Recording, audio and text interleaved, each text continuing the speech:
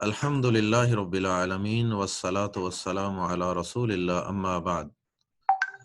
اعوذ باللہ السمیع العلیم من الشیطان الرجیم من حمزہ ونفخہ ونفثہ بسم اللہ الرحمن الرحیم رب اشرح لی صدری ویسر لی امری واحلل عقدۃ من لسانی یفقہوا قولی۔ کل ہم نے سورۃ الملک کی پہلی 8 آیات پڑھی تھیں۔ سورۃ الملک 29ویں پارے کی سورت ہے اور اس کی پہلی 8 آیات ہم پڑھ چکے ہیں، اور 8ویں آیت جو اس وقت نظر آ رہی ہے سکرین پہ، اس آیت کے آخری حصے میں ہم نے پڑھا تھا کہ جب جہنمیوں کو جہنم میں ڈالا جائے گا تو جہنم کا نگران اور داروغہ یہ پوچھے گا الم یأتکم نذیر، کیا تمہیں کوئی ڈرانے والا نہیں آیا تھا؟ کوئی تمہیں وارن کرنے والا، کوئی وارنر، کوئی خبردار کرنے والا نہیں آیا تھا؟ یہ سوال وہ کریں گے تعجب کے اظہار کے لیے یا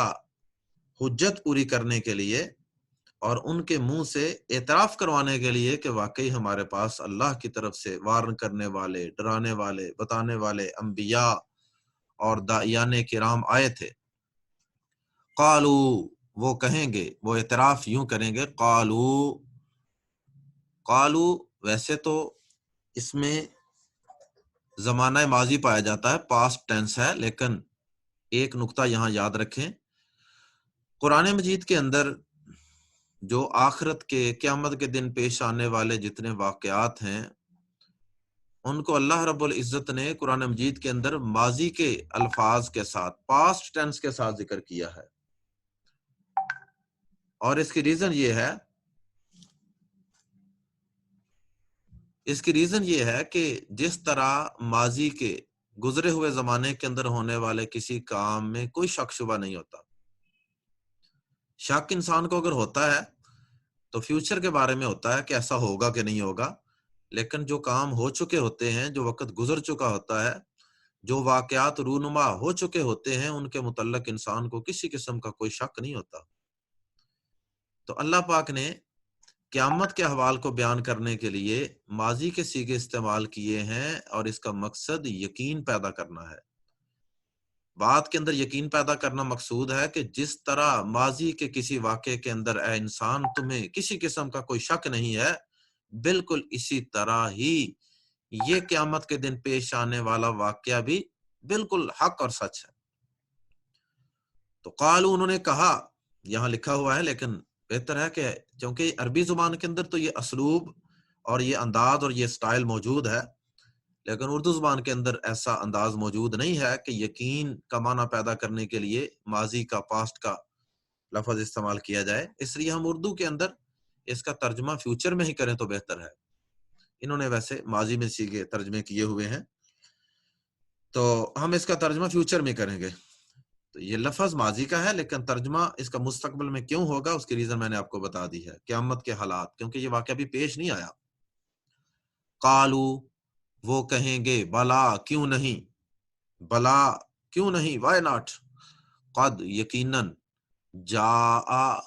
آیا تھا، نا ہمارے پاس،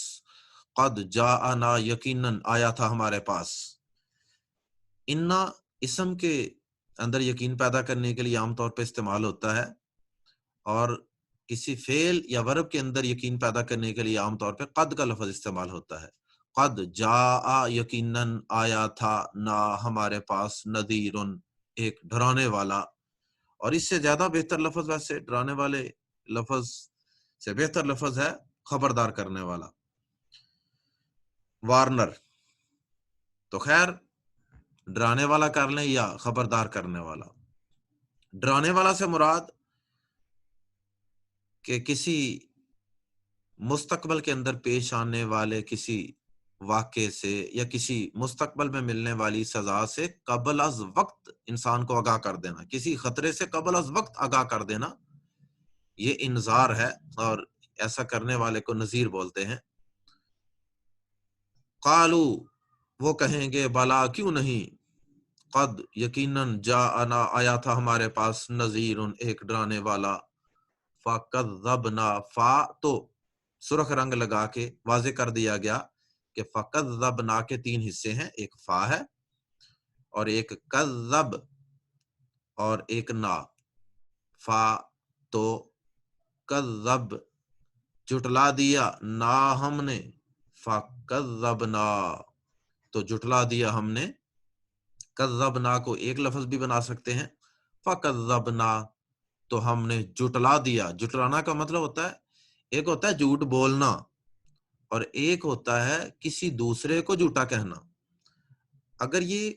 کاف زال با یہ تین روٹس، تین الفابیٹس کو ملا کے عربی زبان کے اندر کذب لفظ بنتا ہے جس کو ہم جھوٹ کہتے ہیں، کذب بیانی، اگر اس پر شد موجود ہو تو پھر اس کا معنی اور ہوتا ہے، اور اگر شد نہ ہو تو پھر اس کا معنی اور ہوگا۔ بغیر شد کس کا معنی ہوگا؟ جھوٹ بولنا، اور جب شد آ جائے تو اس کا معنی کسی دوسرے کو جھوٹا کہنا، اور اسی کو ہم اردو زبان میں کہتے ہیں جٹلانا۔ فَكَذَّبْنَا تو ہم نے جٹلا دیا، یعنی ہم نے رسولوں نبیوں کی باتوں کو جھوٹا قرار دے دیا اور کہا کہ یہ تم ایسے لگے ہوئے ہو، کوئی قیامت شامت کوئی نہیں آنی، کوئی مرنے کے بعد کی زندگی نہیں ہے۔ وَقُلْنَا اور ہم نے کہا، ما نہیں، نزل اللہ نازل کی اللہ نے، ما نزل اللہ نہیں اتاری اللہ نے، نہیں نازل کی اللہ نے، من شیئن کوئی چیز، کوئی بھی چیز اللہ نے نہیں اتاری۔ یہ جو تم ہمیں قرآن پڑھ کے سناتے ہو، یہ جو تم ہمیں اللہ کی آیات سناتے ہو کہ اللہ پاک نے یہ نازل کیا ہے، اور اس میں اللہ پاک نے قرآن میں یہ کہا ہے کہ مرنے کے بعد بھی ایک زندگی بہرحال ہے، اور تمہیں اپنے اعمال کا حساب و کتاب بہرحال دینا ہوگا، تو یہ ساری باتیں کوئی نہیں، اللہ نے کوئی نہیں اتاری شتاری باتیں، یہ تم خود اپنی طرف سے ہی بنا لیتے ہو۔ ان نبیوں کے بارے میں پہلی بات انہوں نے یہ کہی، جہنمی کہتے ہیں کہ ہم نے نبیوں کو پہلی بات یہ کہی کہ تم ایسے لگے ہوئے جھوٹ بول رہے ہو، نعوذ باللہ من ذالک، اور دوسری بات کہ اللہ نے کچھ بھی نہیں اتارا، کوئی وحی نہیں اتاری، اور تیسری بات ہم نے نبیوں کو یہ کہی تھی، ان انتم، ان کا ترجمہ عام طور پہ اکثر یہ ہوتا ہے اگر، جس طرح ان شاء اللہ، اگر چاہا اللہ نے، لیکن ان کے بعد ایک دو الفاظ چھوڑ کے اگر اللہ جملے کے اندر آ رہا ہو تو پھر ان کا معنی نہیں، ان کا معنی نہیں، ان چونکہ آگے اللہ آ رہا ہے اس لیے ہم اس کا ترجمہ کر رہے ہیں نہیں، ان نہیں، انتم تم، اللہ مگر، ان انتم نہیں تم مگر، فی میں، فی کا ترجمہ نیچے سرخ رنگ میں لکھ کے آخر میں واضح کیا گیا ہے، فی میں، ضلال گمراہی، کبیر بہت بڑی، کبیر بھی فعیل کے وزن پہ ہے، جس طرح اللہ پاک کی صفات تھی نا، قدیر، اسی طرح سمیع، علیم وغیرہ، تو اسی وزن پہ اس میں مبالغہ پایا جاتا ہے، ایکسیس، کثرت، اس لیے یہ ترجمہ کیا جا سکتا ہے بہت بڑی، ان انتم نہیں ہو تم الا مگر فی ضلال کبیر، ایک بہت بڑی گمراہی میں، نعوذ باللہ من ذالک۔ انبیاء کرام کو یہ جہنمی کہہ رہے ہیں فرشتوں کو کہ ہم نبیوں کو یہ کہا کرتے کہ تم یہ جو کہتے ہو نا کہ مرنے کے بعد بھی ایک زندگی ہے اور حساب و کتاب ہوگا، اس کی تیاری کرو، تو یہ ایک بہت بڑی بھول کے اندر پڑے ہو، بہت بڑی تمہیں غلطی لگی ہے، ایک بہت بڑی گمراہی کے اندر ہو۔ اللہ اکبر۔ اور اس کے بعد مزید وہ کہیں گے، وقالو اور انہوں نے کہا، لو کننا، لو اگر، کننا ہوتے ہم، نسمع سنتے، لو کننا نسمع اگر ہم ہوتے سنتے، یہ کننا کے اندر بھی ہم کا معنی پایا جاتا ہے نون الف نا کی شکل میں، اور نسمع یہ ہم پڑھ چکے ہیں،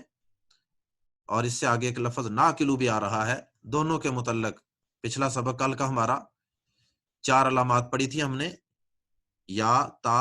حمزہ، نون، ان میں سے آخری علامت تھی نون۔ یہ کسی لفظ کے شروع میں آ جائے تو ہم اس کا ترجمہ کیا کرتے ہیں؟ سب بول لیں، ہم اس کا ترجمہ کرتے ہیں،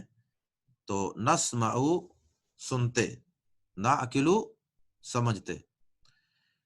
وقالو، اور انہوں نے اور وہ کہیں گے، لو اگر کننا ہم ہوتے، نسمع سنتے، او یا نعقلو ہم سمجھتے، ما کننا نہ ہم ہوتے، ما کننا نہ ہم ہوتے، یہ کننا کانا سے ہے، کانا کونو یکونو وغیرہ سب الفاظ ملتے جلتے ہیں. ما کننا نہ ہم ہوتے، فی اصحاب السعیر بھڑکتی ہوئی آگ والوں میں. اصحاب صاحب کی جمع ہے، صاحب ساتھی، اور اصحاب اس کی جمع. آگ کے ساتھی اصحاب الجحیم یا اصحاب السعیر، آگ کے ساتھی مراد آگ والے. تو یہاں سعیر کا لفظ جو ہے، سعیر کہتے ہیں بھڑکتی ہوئی آگ کو، شعلے مارتی ہوئی آگ کو. اللہ اکبر، استغفر اللہ. اللہ ہمیں اس سے محفوظ فرمائے، اللہ اس آگ کے شعلوں سے محفوظ فرمائے. تو وہ کہیں گے کہ ما کننا فی اصحاب السعیر، نہ ہوتے ہم آگ، بھڑکتی آگ والوں میں. بھڑکتی آگ جہنم کی شعلے مارتی سامنے نظر آ رہی ہوگی، اور کہیں گے کہ اگر ہم ان انبیاء کرام کی بات کو سن لیتے اور ہم سمجھ لیتے، نہ عقلو کا معنی سمجھنا، عقل سے کام لینا. تو دونوں کام ہم نے کوئی نہیں کیے. یعنی دو ہی صورتیں ہوتی ہیں انسان کے ہدایت یافتہ بننے کے لیے، دین کی طرف پلٹنے کے لیے انسان کی دو ہی چیزیں ہوتی ہیں. ایک تو یہ ہوتا ہے کہ انسان کسی کا کوئی لیکچر سنتا ہے، کوئی کسی کا واعظ سنتا ہے، کوئی لیکچر سنتا ہے کسی نبی کا، یا نبیوں کے آگے جو وارث ہیں انبیاء کرام کے، علماء کرام، ان کی انسان کو بات سنتا ہے، جمعے کا خطبہ جا کے پورا سنتا ہے، یا کسی اچھی مجلس اور محفل کے ساتھ اٹیچ ہو جاتا ہے، کسی قرآن کی محفل کے ساتھ اٹیچ ہو جاتا ہے. تو ایسا شخص سنتا ہے، تو سننے سے بھی انسان کے دل و دماغ کی بند کھڑکیاں کھلنا شروع ہو جاتی ہیں، اور انسان سدھرنا شروع ہو جاتا ہے، صراط مستقیم کی طرف آنا شروع ہو جاتا ہے. اور دوسری صورت یہ ہوتی ہے کہ انسان کو اگر کوئی بتانے والا نہیں ہے، کوئی سمجھانے والا نہیں ہے، تو انسان خود اپنی کامن سینس عقل کو استعمال کرے، غور و فکر کرے کائنات کے اندر، سورج پہ غور کرے، ستاروں پہ غور کرے، سورج کا طلوع ہونا، سورج کا غروب ہونا، یہ دھوپ، یہ بادل، یہ بارشیں، یہ اناج کا زمین سے نکلنا، یہ رنگا رنگ کے پھول، اور انسان اپنی باڈی کے اوپر غور کرے، آنکھیں، نیند، کان، دانت، بال کس طرح اگتے ہیں، کس طرح ناخن اگتے ہیں، یہ انسان کی باڈی کے اندر کتنے زیادہ سسٹم کام کر رہے ہیں. ان ساری چیزوں پہ بھی انسان اگر غور کرے تو یقیناً وہ بھی اس نتیجے پہ پہنچے بغیر نہیں رہ سکتا کہ آخر اس کائنات کا، آخر اس زندگی کا آخر کوئی مقصد ہے، اور آخر اس ساری چیزوں کو کوئی پیدا کرنے والا ہے، کوئی بنانے والا ہے. تو عقل سے بھی بہت سے لوگ کام نہیں لیتے ہیں. اکثر لوگ جو ہیں بس وہ مکھی پہ مکھی مارتے ہیں اور اپنے آباء و اجداد کے دین پہ لگے رہتے ہیں، جہاں ہمارے بڑے، جیسے ہمارے بڑے زندگی گزارتے رہے ویسے ہی ہم کریں گے. تو اس وجہ سے بھی بہت سے لوگ جو ہیں وہ صراط مستقیم کی طرف نہیں آ پاتے، اپنی سوسائٹی، اپنے فرقے، اپنے آباء و اجداد کو کاپی کرتے رہتے ہیں اور ان کے نقش قدم پہ ہی زندگی گزار دیتے ہیں. تو اگر انسان غور و فکر کرے، جس طرح ابراہیم علیہ السلام نے غور و فکر کیا تھا، انہوں نے جس معاشرے میں آنکھ کھولی تھی، بت پرستی، شرک ہر طرف، باپ گھر کے اندر بت بنانے والا تھا، بت فروش تھا، لیکن ابراہیم علیہ السلام نے، قرآن مجید میں آتا ہے نا کہ انہوں نے سورج پہ غور کیا، چاند پہ غور کیا، ستاروں پہ غور کیا،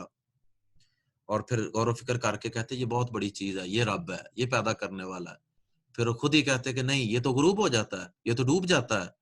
اس کی روشنی تو ختم ہو جاتی ہے. پھر اس طرح وہ کرتے کرتے آہستہ آہستہ اللہ پاک کی ذات تک پہنچے. تو غور و فکر بھی انسان کو کرنا چاہیے، پھر انسان کو صحیح صراط مستقیم کا پتہ چلتا ہے. اور یاد رکھیں کہ دنیا کے اندر قرآن مجید وہ واحد کتاب ہے کہ جس نے اپنے ماننے والوں کو، پڑھنے والوں کو سب سے زیادہ غور و فکر کی دعوت دی ہے. غور و فکر کرو، تم عقل سے کام کیوں نہیں لیتے؟ افلا تعقلون، تم سمجھتے کیوں نہیں، سوچتے کیوں نہیں؟ افلا یتدبرون، تم تدبر سے کام کیوں نہیں لیتے؟ تو بہرحال اللہ پاک سے دعا ہے کہ اللہ پاک ہمیں حق بات کو سننے کی بھی توفیق عطا فرمائے اور سمجھنے کی بھی توفیق عطا فرمائے، عقل سے کام لینے کی بھی، غور و فکر کرنے کی بھی توفیق عطا فرمائے. تو بہت سے لوگ آج کے دور کے اندر جو فرقہ پرست لوگ ہیں، وہ اس بات سے بھی منع کرتے ہیں کہ اس کی بات نہ سننا، وہ قرآن کی محفل میں نہ جانا، فلاں کا لیکچر نہ سننا. تو سننے سے بھی روکتے ہیں، کیونکہ سننے سے ہی انسان کو ہدایت ملتی ہے۔ اللہ ہمیں سننے کی بھی اور سمجھنے غور و فکر کی بھی توفیق عطا فرمائے تاکہ ہم جہنم سے بچ سکیں۔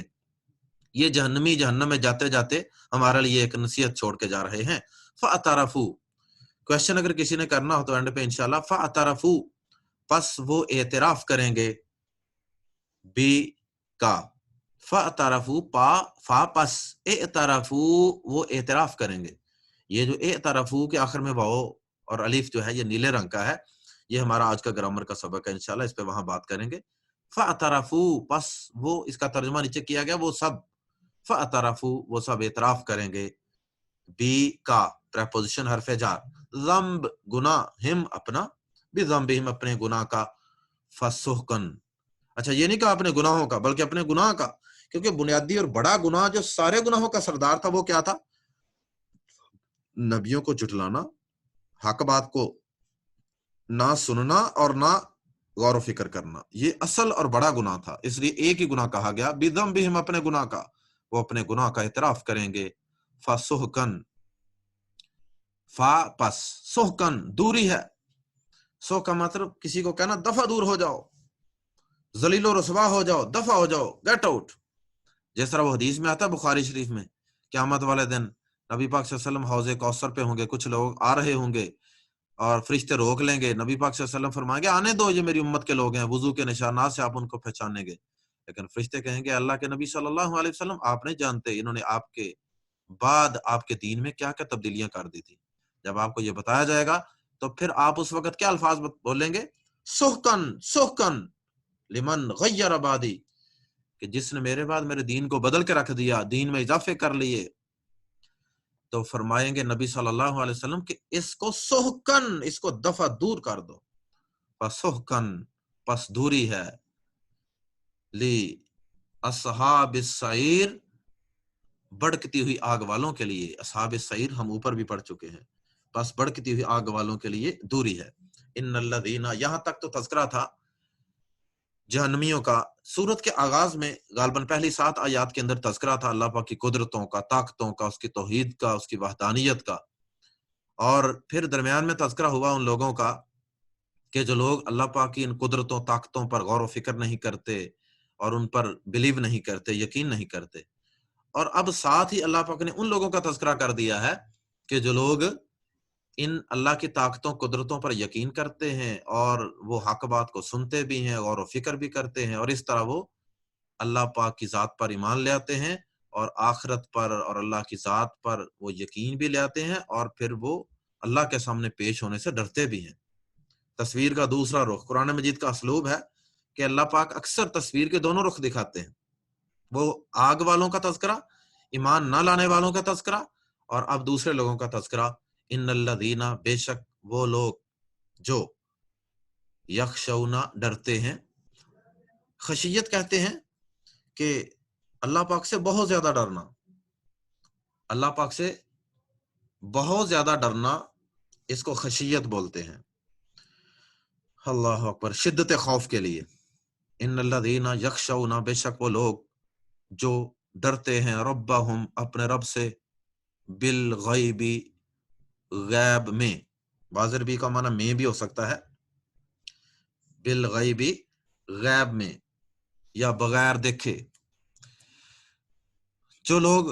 غیب میں ڈرتے ہیں، اس کے 2 معنی ہیں، ایک تو یہ ہے کہ اللہ پاک کو دیکھا کوئی نہیں، اللہ کو دیکھا ہی کوئی نہیں، لیکن اللہ پاک سے ڈر رہے ہیں،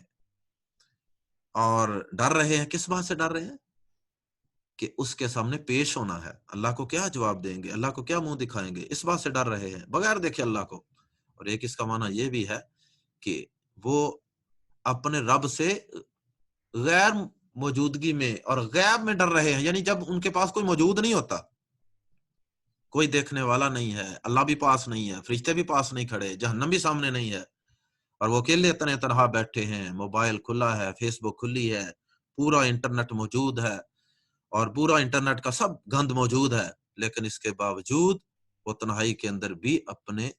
رب سے ڈر رہے ہیں۔ دونوں مطلب ہیں، اللہ سے ڈر رہے ہیں یا غیب میں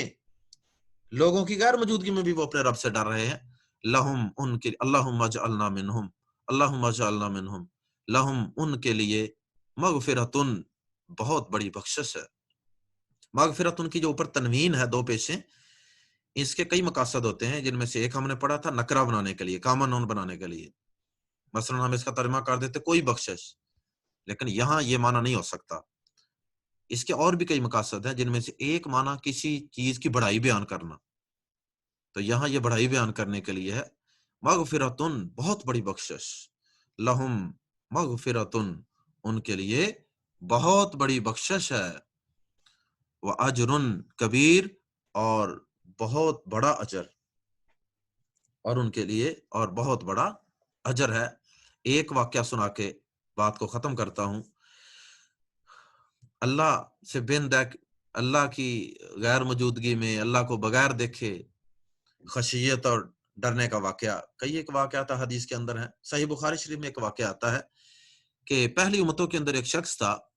بڑا گناہ گار تھا. اس نے مرتے وقت اپنے بیٹوں کو جمع کیا،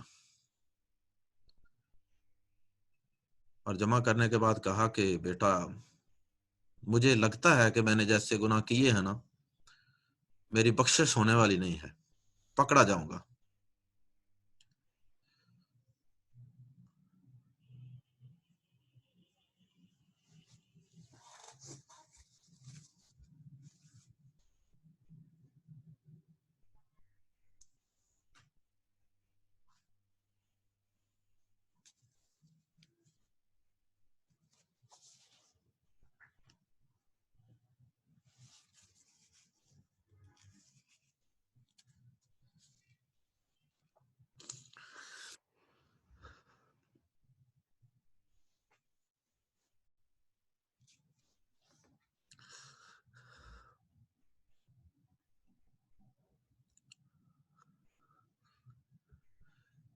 اس نے کہا کہ بیٹا مجھے لگتا ہے کہ میں